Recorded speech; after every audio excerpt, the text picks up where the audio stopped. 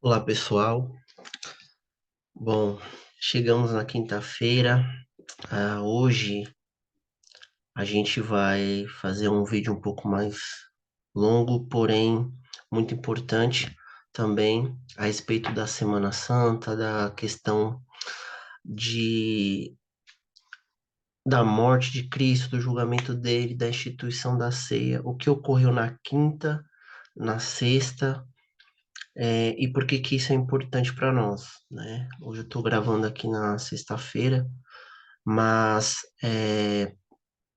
o nosso objetivo é falar sobre a quinta, a madrugada, né, dessa quinta-feira, entrando na sexta-feira, a sexta-feira durante o dia e também até a tarde, quando Jesus é sepultado, tá? E a importância da cruz, a importância desse ato que Jesus praticou na cruz. Portanto, preste muita atenção, né? E ter um pouco de paciência, boa vontade para ouvir, para entender o que está sendo falado aqui, porque a nossa esperança, a nossa expectativa em relação à cruz, em relação à Páscoa, ela não está em ovos de Páscoa, ela não está em coelho da Páscoa, né? Mas ela está em uma cruz que hoje está vazia, em um túmulo que está vazio, em algo que foi feito há 2000 anos atrás, que faz com que nós temos esperança. Essa é a mensagem da Páscoa, essa é a mensagem daquilo que Jesus fez, no sentido de a gente não pratica mais a mesma Páscoa, não comemora a Páscoa judaica, nem nada disso, né? A gente faz a celebração da ceia, mas o sentido da Páscoa, o sentido dessa semana, o sentido da Sexta-feira da Paixão, né? Quando nós estamos hoje, esse sentido é importante porque aponta para algo que foi feito por um homem, nascido ali em Belém, não é verdade? Que viveu em Nazaré, que viveu em Cafarnaum, que andou nessa terra, que viveu na Palestina há 2000 anos e que ele é Senhor dos Senhores, ele é Rei dos Reis, ele é o Todo-Poderoso, ele é o Divino, ele é o Messias prometido. Ele é o Filho unigênito do Pai. Deus se esvaziou e se revelou na pessoa do seu Filho. Agora ele se encarna, né? Na plenitude dos tempos, Paulo fala isso, ele veio, se encarnou, viveu nessa terra, padeceu o que nós padecemos, sofreu o que nós sofremos, experimentou as mesmas dores que nós, mas ele não pecou em nada. Essa é a mensagem da Páscoa. Essa é a mensagem dessa semana. Não é chocolate, não é ovo de Páscoa, não é coelho da Páscoa, não é nada disso. A mensagem da Páscoa, a mensagem da cruz é que é importante para essa semana. E a esperança que nós vamos tratar no domingo, né? A nossa expectativa por esse retorno desse Senhor. Então, hoje nós vamos falar sobre essas questões da quinta-feira, as questões da sexta-feira, e nós vamos entender um pouco mais a importância e qual é a mensagem da cruz. Qual é a mensagem da cruz, né? Até tem um hino que nós louvamos, né, o 291 da harpa, que diz: Sim, eu amo a mensagem da cruz. Até morrer eu a vou proclamar. Mas a gente canta muitas vezes mecanicamente, não sabe qual é essa mensagem. Então, nessa noite nós vamos ver, né? Nesse vídeo, vou falar algo um pouco mais dessa mensagem da cruz e do que Jesus padeceu na quinta, a madrugada de quinta, a sexta-feira e até ser sepultado durante a tarde anterior ao sábado, o Shabá, ok? Então vamos lá. Quinta-feira, né? Chegamos na quinta-feira. Na quinta-feira, Jesus, ele, como um bom judeu, né? Isso está no Evangelho de Mateus, capítulo de número 14, tá? Lembrando sempre que nós estamos nessa cronologia baseada no evangelista Mateus, no evangelista Marcos, desculpa. O evangelista Marcos, ele traz uma cronologia quase que, né, bem exata, assim, mais exata, no sentido da última semana de Cristo antes da crucificação, ou na semana da crucificação, enfim. Então, nós vamos estamos tratando a respeito do evangelista Marcos, na visão do evangelista Marcos, né, na perspectiva dele. Porém, há alguns encaixes que os outros evangelistas corroboram ali, que a gente está sempre mostrando aqui, apontando para vocês, né? Então, dentro do evangelista Marcos, capítulo de número 14, a partir do versículo de número 12, né? Nós vamos tratar sobre a quinta-feira. Então, na quinta-feira, no começo do dia, o que que todo bom judeu estava fazendo nesse momento, nessa quinta-feira? Ele estava atrás dos preparativos, estava atrás de correr atrás dos preparativos para a Páscoa, para a celebração da ceia da Páscoa. Ou seja, ele estava fazendo o quê? Ele estava indo atrás das ervas amargosas, atrás de fazer o seu pão, o pão asmo, né? O pão sem fermento, né? No decorrer do dia, no horário, a partir de um horário, né? Específico, ele iria até o templo com um cordeiro, com um animal, para ser sacrificado ali pelo sacerdote. O sacerdote sacrificava aquele animal, ah, e derramava o seu sangue, aspergia o seu sangue ali no altar, enfim. E através daquilo ali era o ritual para perdão de pecados, né, digamos assim, porque era preciso derramar o sangue daquele cordeiro, não é verdade? E depois aquele chefe da sua família ali, ele levava o seu cordeiro para casa, ele assava esse cordeiro e ele comia com a sua família, né, à noite. Então, assim, todo bom judeu estava fazendo esse ritual, então estava atrás dos preparativos da organização da Páscoa para a celebração da Páscoa, porque lembrando sempre que a Páscoa judaica é uma celebração que lembra, né, para eles se lembrarem todos os anos, ok? Isso ocorria no 14º dia do primeiro mês, né, o mês de Nissan. Então, entre março e abril, ocorria essa celebração da Páscoa. O que que acontecia nesse 14º dia? Eles faziam o quê? Eles lembravam, através de comer ervas amargosas, através de eles comerem o pão sem fermento, através de eles comerem esse carneiro, né, esse cordeiro morto ali, que foi morto no templo, mas foi sacrificado no templo, que foi assado ali, não poderia ser cozido, né, de forma alguma, teria que ser assado. Eles se lembravam de quando Deus passou pelo Egito com seu anjo da morte, porque a palavra, né, Páscoa, ela significa passagem, né?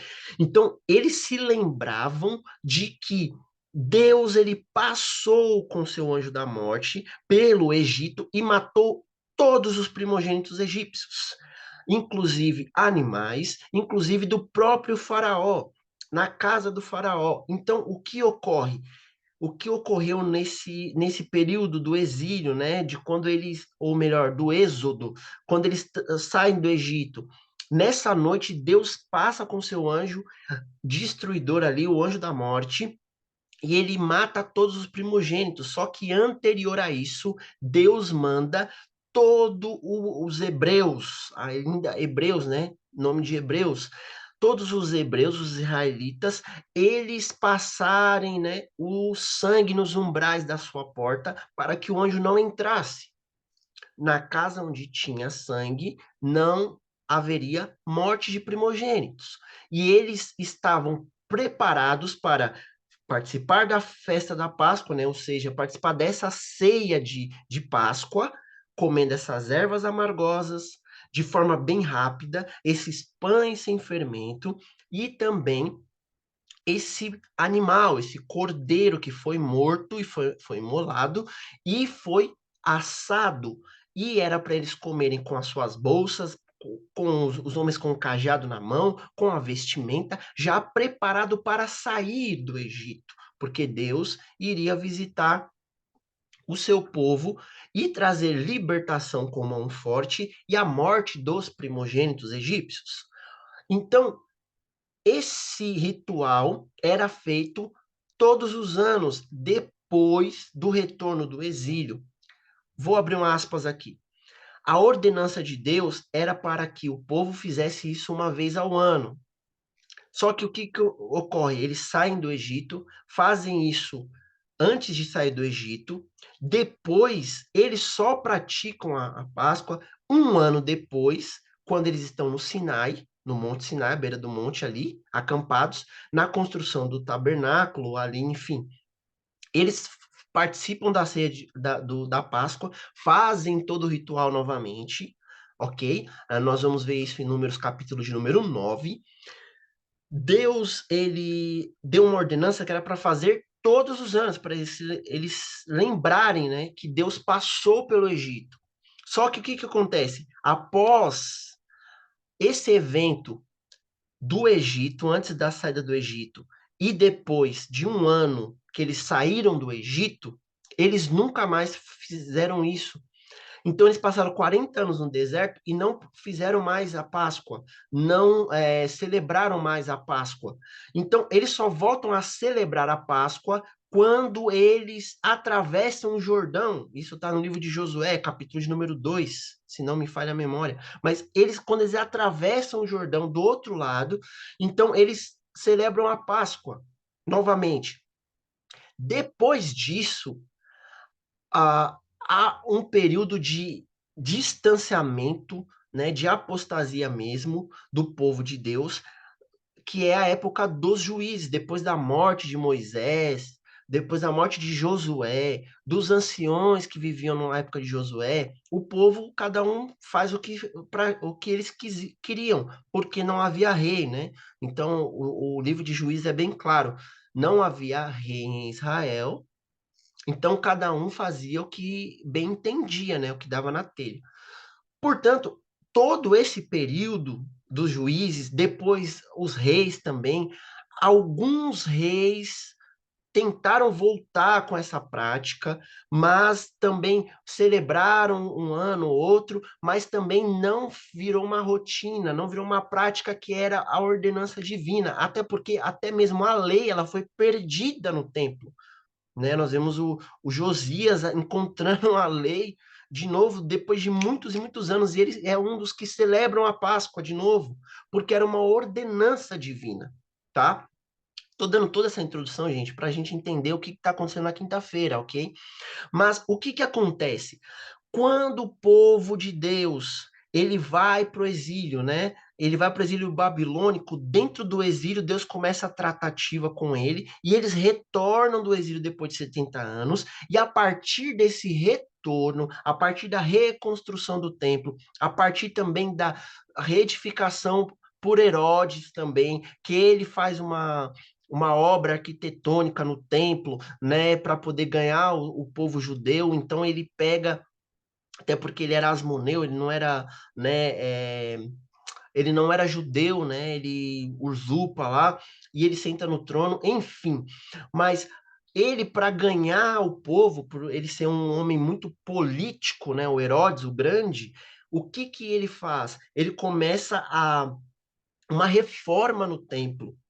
Lembra-se que o Templo de Salomão, o primeiro templo a ser construído, o segundo templo é no tempo de Zorobabel, de Zacarias, de Ageu, de Esdras, Neemias, enfim.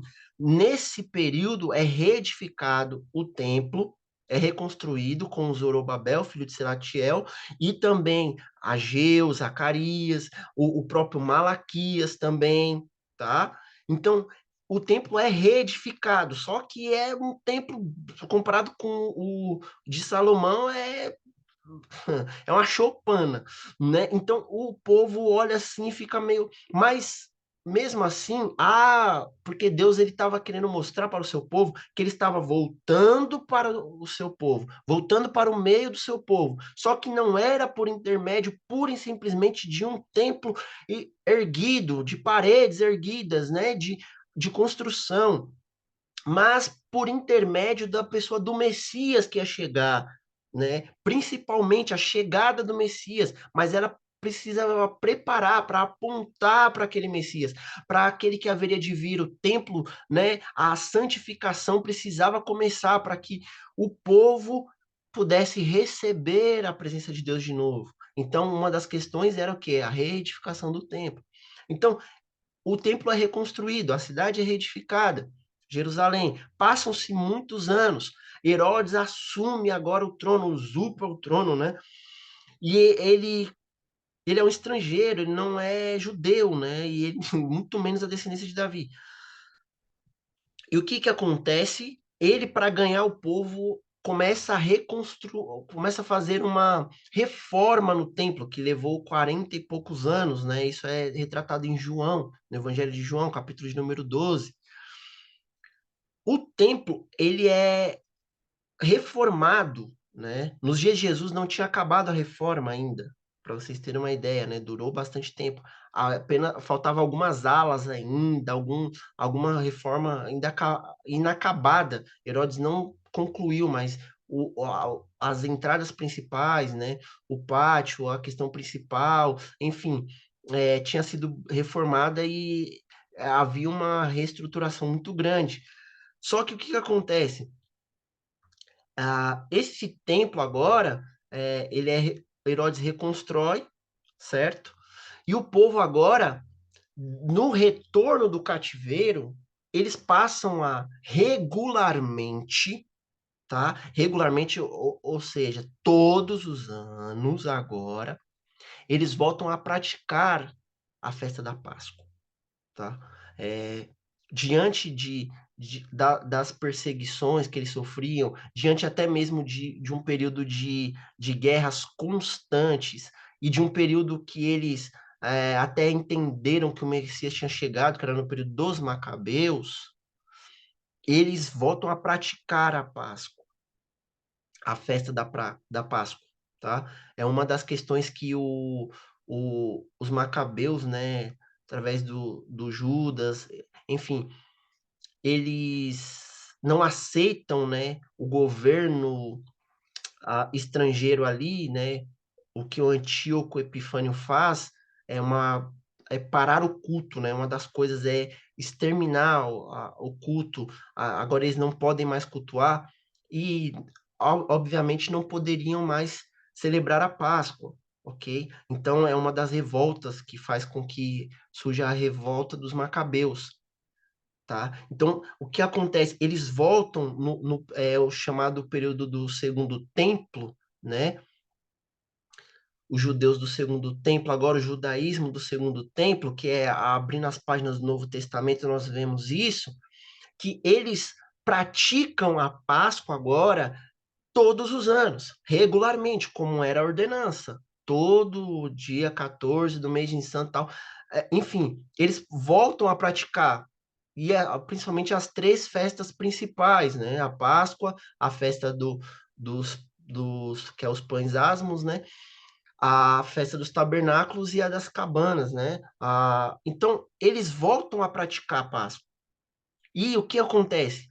Dentro desse contexto aqui, Jesus ele envia seus discípulos nesse dia que é o dia dos pães asmos, é o dia da celebração da Páscoa. Ele manda os discípulos irem preparar a Páscoa num lugar aonde ele fala, olha, vocês vão encontrar um homem que está com um cântaro em cima da cabeça, segue esse homem e pergunta, onde que é que meu senhor vai preparar a Páscoa com seus discípulos, né? Para cear com seus discípulos. E aí tem um cenáculo mobiliado lá, eles preparam a Páscoa lá, faz todos os preparativos para ir lá. Então, a quinta-feira começa nesse aspecto, tá? Eles indo, os discípulos perguntando onde que nós vamos preparar a Páscoa, porque já era costume, né? Jesus, como um bom judeu, ele praticava, ele obedecia essa questão da Páscoa, essa festa tão importante, certo?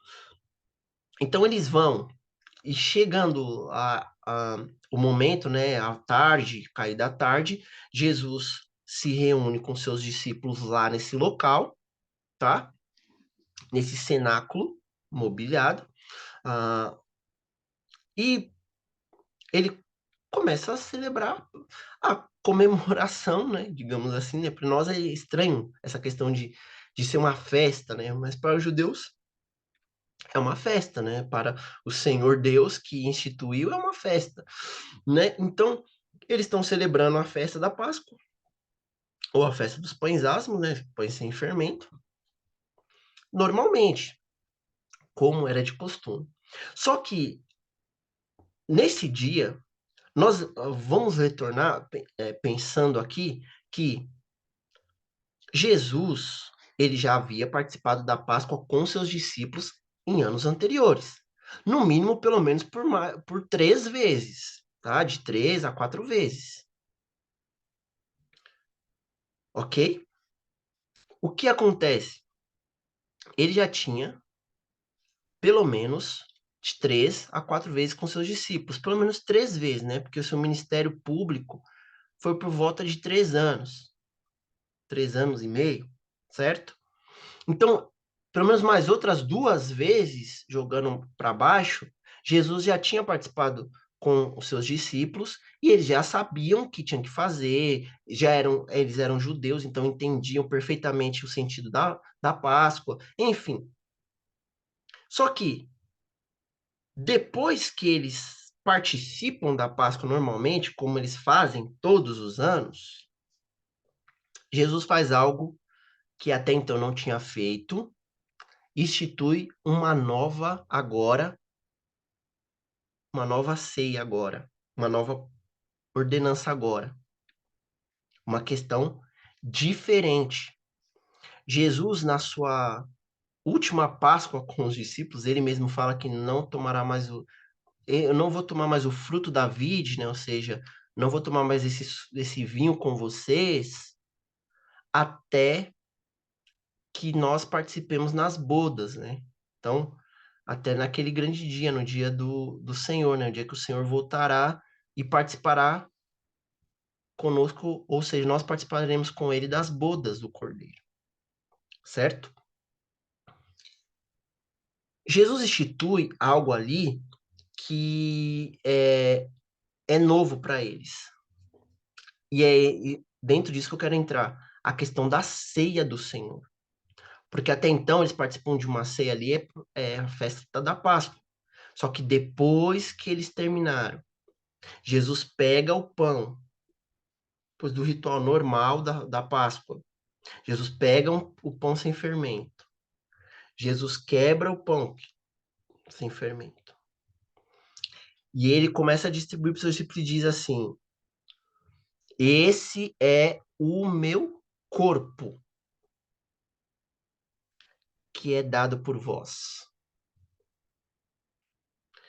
Depois ele pega o vinho, o cálice, e ele diz: esse é o meu sangue, que é vertido por vós. E ele diz isso, distribui e diz: olha, faze isso em memória de mim. Dentro desse contexto, agora, o versículo 24 do capítulo 14 diz assim: isto é o meu sangue da aliança, que é derramado em favor de muitos. Jesus agora, ele está automaticamente, de forma soberana, dizendo: agora não é mais a Páscoa. Agora é uma nova aliança. Na antiga aliança, vocês tinham que comer pão sem fermento, matar o cordeiro, comer as ervas amargosas, todo esse ritual aqui. Só que esse ritual agora está apontando para mim. Tudo isso que vocês viram está apontando para mim. Esse cordeiro pascal aqui que a gente comeu aqui agora, ele sou eu, apontava para mim. Então, essa nova aliança que eu estou determinando para vocês, vocês vão fazer isso em memória de mim através do pão e através do vinho agora. Simbolicamente, representa o meu corpo e representa o meu sangue. Então, Jesus institui a ceia, e a ceia nada mais é do que o quê? A ceia do Senhor agora. Por isso que nós não comemoramos a Páscoa como uma festa judaica, a Páscoa judaica, como eles faziam. Nós não aderimos à Páscoa judaica. Nós aderimos à ceia do Senhor, porque a partir de então a igreja entende, a igreja de Cristo, a igreja do Senhor Jesus entendeu que a Páscoa judaica foi substituída pela ceia do Senhor, porque agora o Cordeiro Pascal já chegou, já sofreu, já padeceu, o verdadeiro que haveria de vir, porque os outros foram só aqueles animaizinhos que eram mortos, apontava para uma questão, apontava para um Salvador, apontava para um que viria tirar o pecado realmente do mundo. Por isso que o escritor aos Hebreus diz que os animais eram mortos todos os anos, que aquele ritual era feito todos os anos. Não é verdade? A questão da Páscoa, a questão do ritual do Yom Kippur, todos aqueles rituais, todo o tabernáculo, o templo, enfim, tudo aquilo apontava para uma situação. Veja que todos os anos era preciso repetir aquela questão. Mas quando Jesus veio e fala, agora, esse é o meu corpo, esse é meu sangue, é esse, e vocês vão fazer isso em memória de mim agora. Porque os animais já foram mortos todos os anos daquele ritual repetitivo para apontar até a chegada do Messias. O Messias chegou. Agora vocês vão fazer o quê? Ceiar em minha memória. Não precisa mais matar nenhum animal, levar para sacerdote, nada disso. Agora o Cordeiro Pascal já veio. Então façam em memória de mim agora, porque eu sou o verdadeiro Cordeiro Pascal. Então, Jesus institui a ceia. E mais, Jesus, depois disso, ele come com seus discípulos ali, terminam, cantam um louvor, né? Cantam o salmo ali, e eles saem para o Getsemane. Dentro desse contexto, o evangelista João é claro que antes da instituição da ceia, Jesus, ele olha para os 12 e diz, onde vocês vão me trair? E todos perguntam, Senhor, será que sou eu? Senhor, não sou eu, não sou... Enfim. E João, reclinado a cabeça no peito do Senhor, pergunta, sou eu, Senhor? E aquele que come comigo, o bocado, molhado, né? E ele olha para Judas e diz, o que você tem que fazer, faça agora. E Satanás entra em Judas e ele sai para trair o Senhor. Isso está lá no texto. E depois disso, Jesus institui a ceia. Então, Judas não participa da ceia, não participa, porque Jesus fala: aquele que não come a minha carne, não bebe do meu sangue, não tem parte comigo, né? Então, Judas, ele não participa da ceia, porque a ceia é para a igreja do Senhor, é para os salvos. A ceia é para os eleitos do Senhor, é aquele que reconhece o Senhor como Salvador e é inserido dentro da igreja do Senhor, né? Então, Jesus institui as ceias, canta os hinos, eles participam ali da ceia, enfim, faz aquele ritual que era comum para eles, exceto esse hiato, né, que Jesus ele pega e completa com a ceia, faz essa instauração, né, da ceia, e depois eles vão para o Getsemane. Lá no Getsemane, Jesus ele começa agora a sofrer. Ele vai orar, ele pede para que Pedro, Tiago, João o acompanhem. Ele vai com os outros 11, né? Ele vai com os 11 até esse ermo, né? Esse local assim que prensava-se uvas, né? No Getsemane, e ele pede que os discípulos, os 8, fiquem em um determinado lugar, chama Pedro, Tiago e João para orarem com ele, me ajudem em oração, vigiem comigo, né? Orem comigo, e ele começa a sofrer as suas dores. E os discípulos dormem, não conseguem ficar acordados, e Jesus fala: nenhuma hora pode passar comigo. E Jesus faz uma oração. 3 vezes ele ora a mesma questão.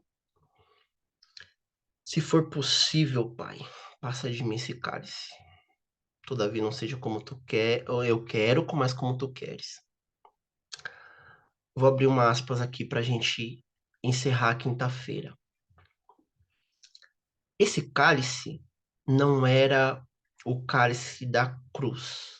Esse cálice não era o cálice do martírio, não era o cálice do chicote, não era o cálice dos murros, de ser cuspido na face, de ser chicoteado, de ser vilipendiado. Não, não. Ah, Jesus não, não estava com medo da crucificação romana.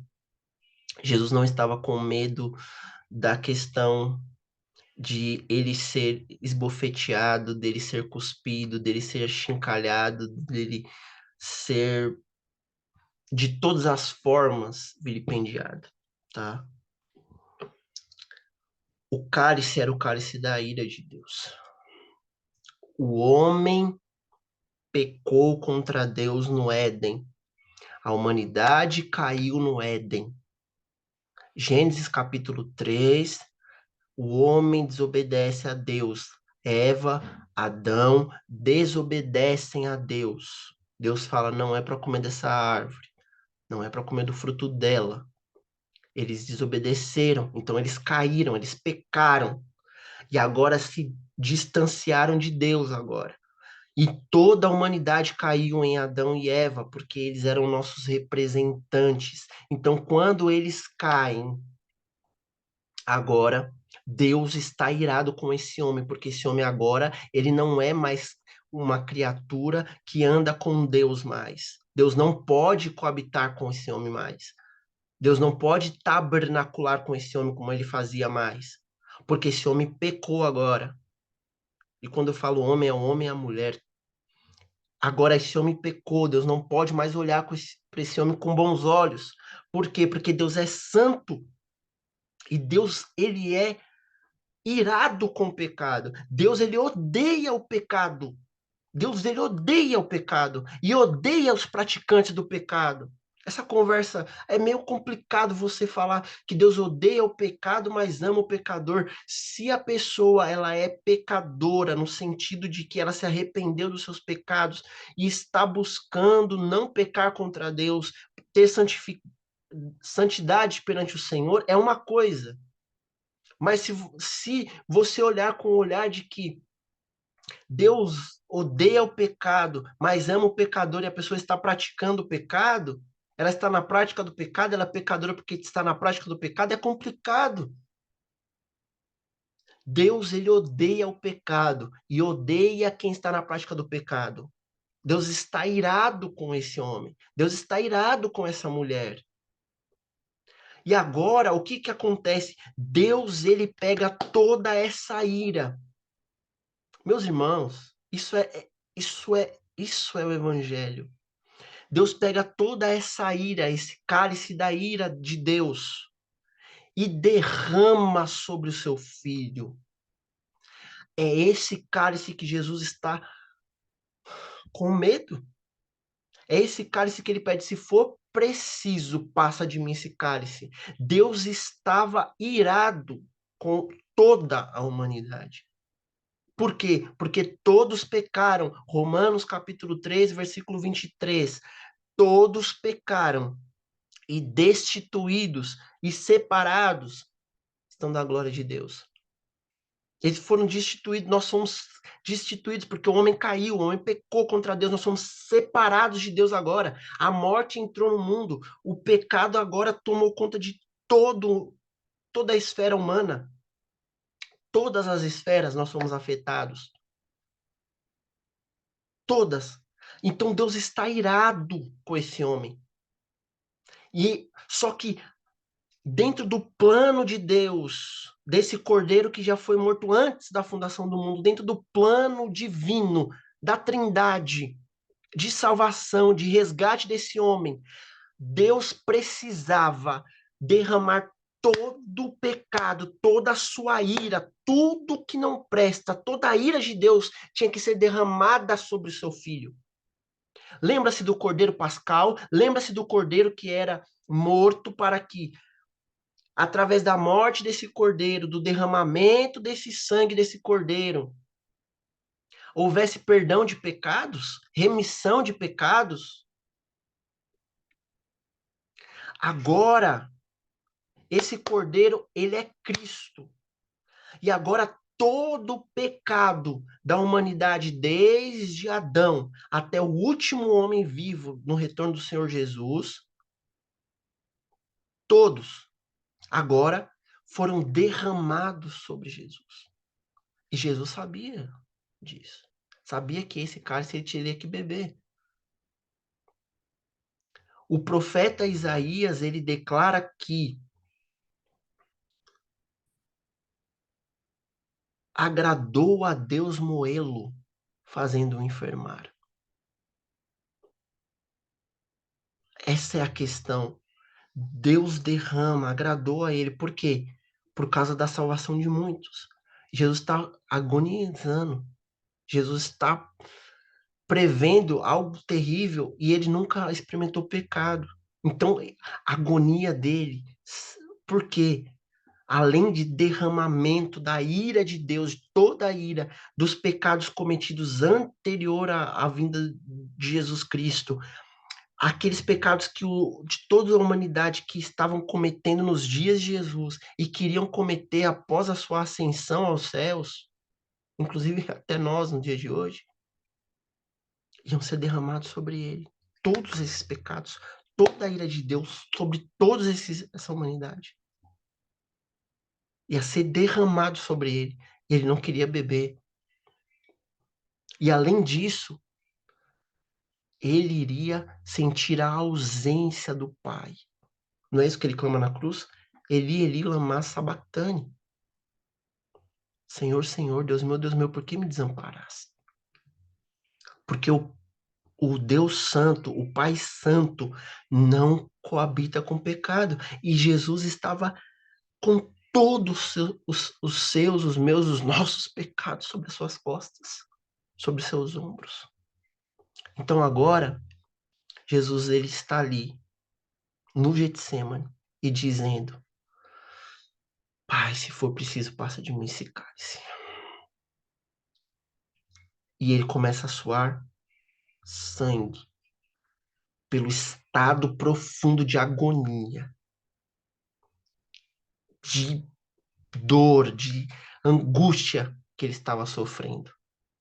Portanto, meus irmãos, na quinta-feira, a importância demais, porque na quinta-feira, Jesus, ele institui a ceia.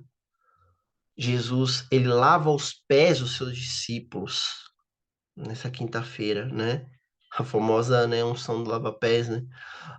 Essa mensagem importante, ele sendo o Senhor, né? E ele se dispõe a lavar os pés dos seus discípulos. Ele fala, imagine vocês, né?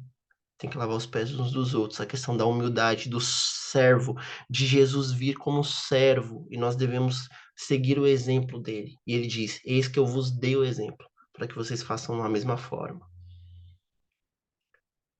E ele vai para o Getsemane e começa a agonizar, a pedir ao Pai, a orar da mesma forma, por 3 vezes.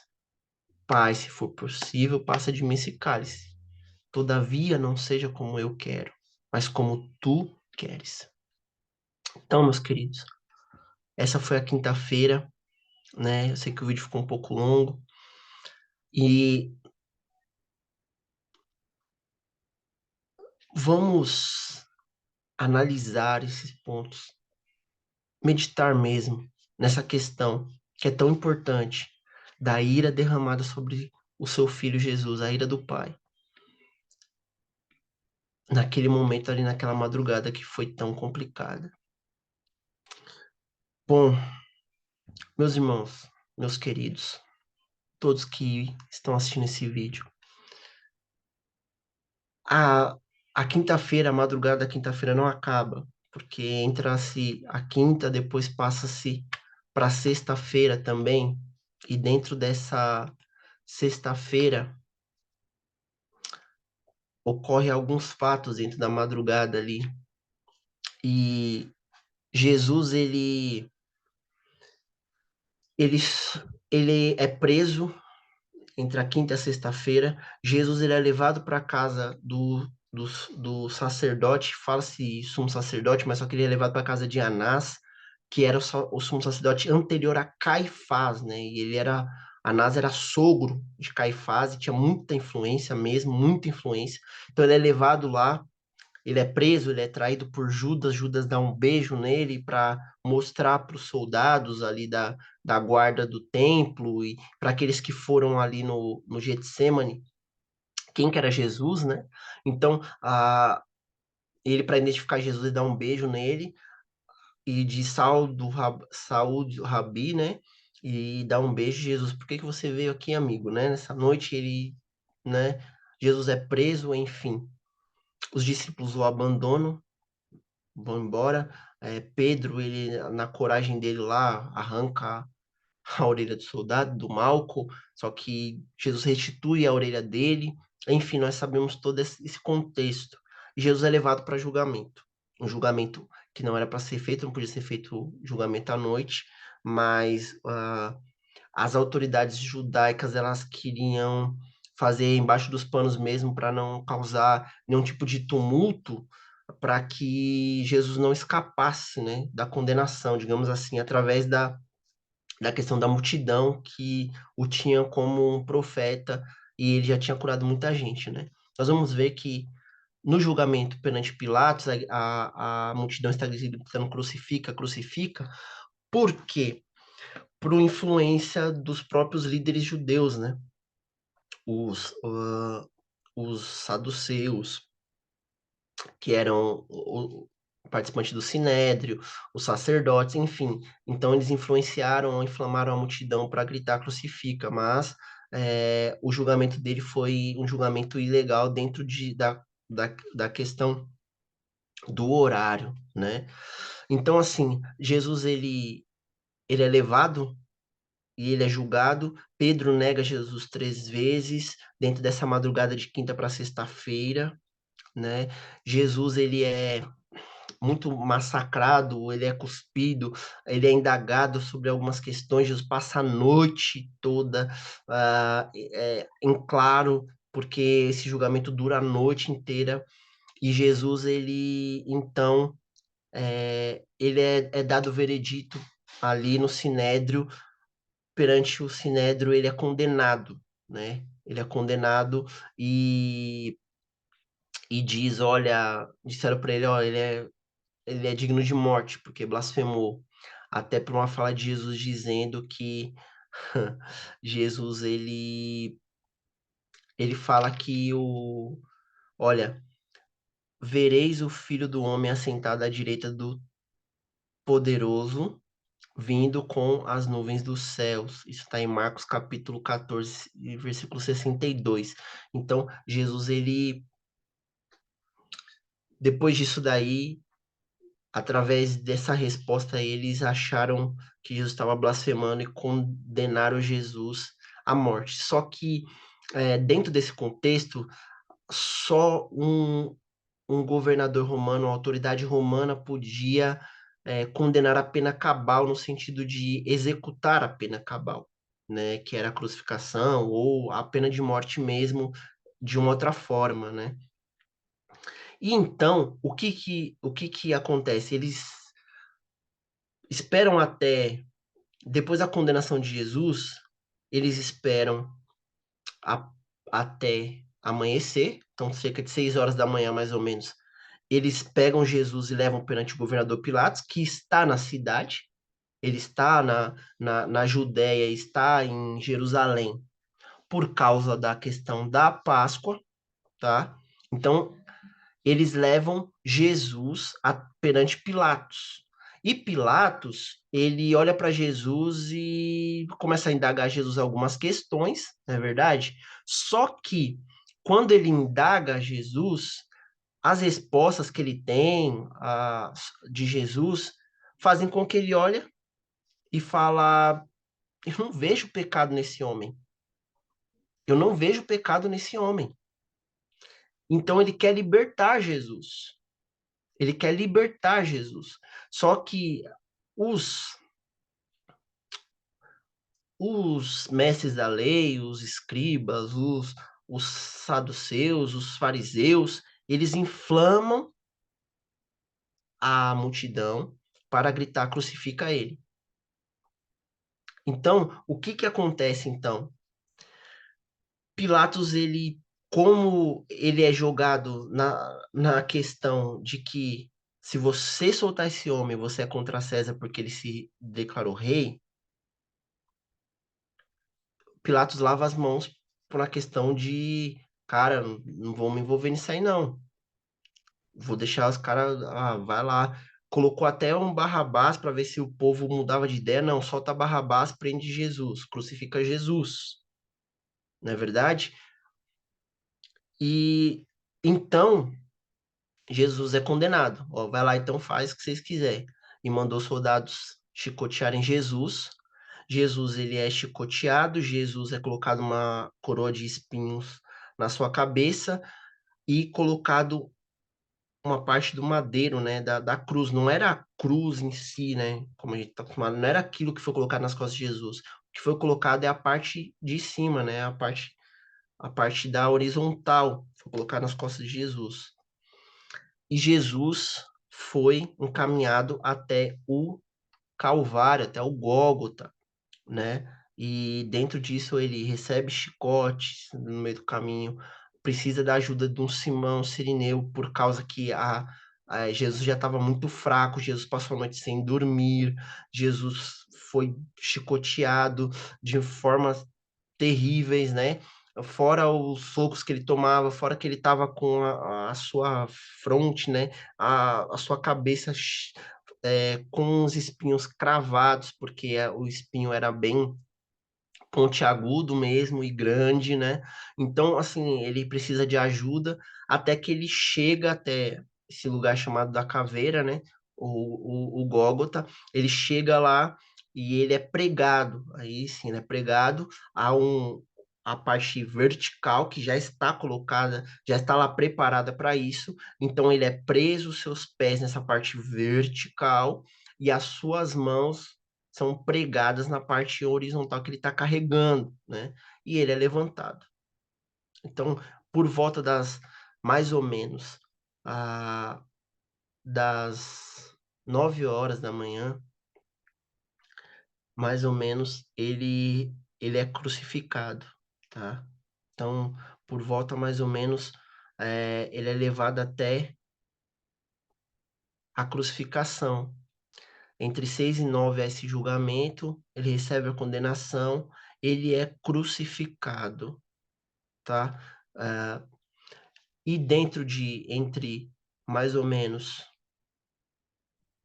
de meio-dia às 3 da tarde, a, a escuridão, a terremotos, a várias coisas, túmulos se abrem, enfim, houve trevas, né, sobre a terra, do meio-dia até as 3 horas da tarde. E o que que acontece? De meio-dia até 3 horas da tarde, Jesus, ele fala as palavras, está na cruz, ele fala as palavras que nós já conhecemos, né, as frases que ele diz, mas o que chama a atenção é que Jesus, ele perdoa os seus seus acusadores, né, como o próprio Isaías ele diz, e ele sente a ausência do Pai. E lá ele entrega o seu espírito, né? Depois que ele pede água, dá um vinagre para ele, ele diz a palavra tetelestai, né? Está consumado. E ele entrega o seu espírito. Dentro disso, o que eu quero trazer agora, meus irmãos, para nós encerrarmos aqui, é que dentro de uma perspectiva cristã, a sexta-feira é importante por quê? Porque é dentro da sexta-feira que Jesus é levantado, que ali os pecados nossos estão nas suas costas. E ele não tiraram a vida de Jesus. Jesus disse: Ninguém me tira a vida, eu mesmo a dou. Então ele diz: Olha, está acostumado, Pai. Nas tuas mãos entrego o meu espírito. E dentro disso, meus irmãos, meus queridos, nós vamos entender o que quer dizer essa palavra está consumado. Qual que era a consumação? O que foi feito ali na cruz? Que Jesus disse está consumado, tetelestai, está consumado. O que ele quis dizer com isso? E eu convido a você a assistir o próximo vídeo. Vou estar falando sobre a questão da cruz, a mensagem da cruz. O que estava lá em jogo ali naquela cruz? Por que que desce da cruz se você é o filho de Deus? Até mesmo os ladrões do seu lado, né? Ó, desce aí, salva você e salva nós, né? Por que que eles, até o último instante, eles queriam que Jesus descesse? Nós vamos crer em você se você descer daí. E qual a importância? E qual é a mensagem da cruz? Nós cantamos, né? Sim, eu amo a mensagem da cruz. Mas qual que é essa mensagem da cruz? Convido a você a continuar conosco. Próximo vídeo, a entender a mensagem da cruz. Qual é a importância, quais são as implicações para a nossa vida. Que Deus em Cristo vos abençoe. Até o próximo vídeo. Não perca, crê no Senhor. Em nome de Jesus, amém? Deus abençoe. Tchau, tchau.